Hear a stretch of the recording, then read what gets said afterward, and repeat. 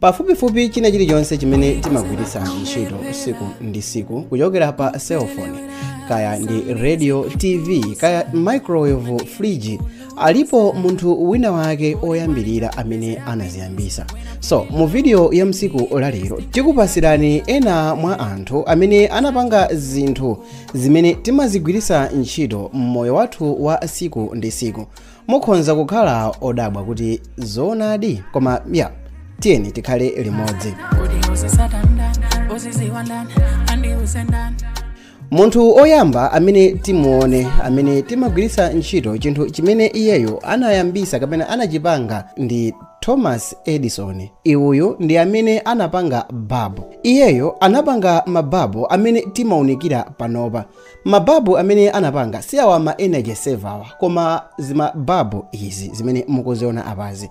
Izi ndi zimene iyeyo anapanga.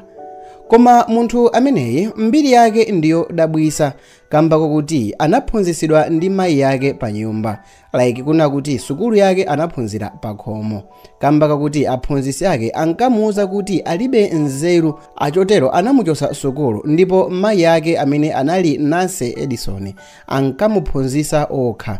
Ndipo pofika mchaka cha 1979 iyeyo anapanga chinthu china chimene chinkaoneka komanso kugwira ntchito ngati ikamera. Apa tingolankhula bwanji kuti mmakolo titengepo chisanzo ana athu amene akulephera ku sukulu tisafokese. Tiyeni tikumbukire bwino kuti kupanga babu chinali chinthu chovuta chimene wina aliyense sankachiganizira kuti chinali chinthu chotheka, mukuti ngakhalenso iye akamafotokoza kwa anthu ambiri ankadabwisidwa nawo. Tiyeni tikumbukire kuti babu sikuti limayaka chifukwa chakuti ilolo limadziwa kuti likuyaka, ayi, koma nkhani imakhala kuti kawaya kamene kamakhala mkati moja kakupya ndipo kakufira, koma at the end kamapezekana kuti kakutulusa kuwala, paka kuwala kumene kumachitika kuja. Kupanga babu paokha kunali njira yodabwisa kwambiri ya nzeru imene mpakana kufikira musiku la lero babu limagwiritsidwa ntchito ngati chizindikiro cha nzeru.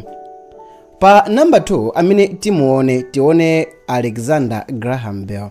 Iyeyo anabadwa mchaka cha 1847 ndipo anamwalira mchaka cha 1922. Anali wa ku Scotland ndipo iyeyo anali wa science odziwika bwino kwambiri, ndipo iyeyo ndi amene anapanga foni mchaka cha 1876.